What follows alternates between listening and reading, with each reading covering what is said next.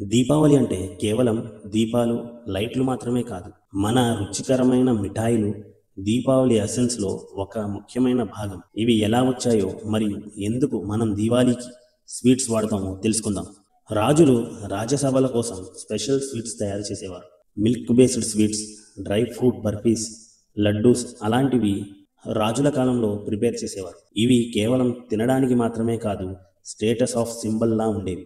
ఫెస్టివల్స్లో రాజులు ఇలాంటి స్వీట్స్ను డిస్ట్రిబ్యూట్ చేస్తూ సెలబ్రేషన్స్ ఆర్గనైజ్ చేసేవారు. వాణిజ్య మార్గాల ద్వారా స్పైసెస్, కోకోనట్, షుగర్, నట్స్ ఇండియాకి చేరాయి. దాంతో స్వీట్ రెసిపీస్ కలర్ఫుల్, రిచ్, ఫ్లేవర్ఫుల్గా మారాయి.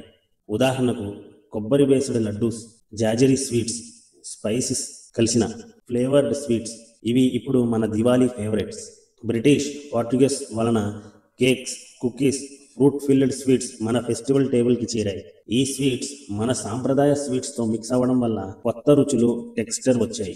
అసలు ఎందుకు దీవాళీకి స్వీట్స్ వాడతారు అంటే, స్వీట్నెస్ లైఫ్లో సంతోషం, రిచ్నెస్, సుఖ సౌభాగ్యాన్ని సూచిస్తుంది. గాడ్ లక్ష్మి, గణేష్ వంటి దేవతలకు స్వీట్స్ ఆఫర్ చేయడం ఒక రివాజ్. ఫెస్టివల్ను కలర్ఫుల్గా అండ్ జాయ్ఫుల్గా మార్చడానికి స్వీట్స్ డిస్ట్రిబ్యూట్ చేస్తారు. జనరేషన్స్ నుండి స్వీట్స్ దివాళీ కల్చర్లో ఇంటిగ్రల్ పార్ట్గా మారాయి. అంటే ప్రతి దివాళీ స్వీట్స్ కేవలం రుచి కోసమే కాదు, దాని వెనుక చరిత్ర, బ్లెస్సింగ్స్, కల్చర్ అన్నీ దాగి ఉన్నాయి.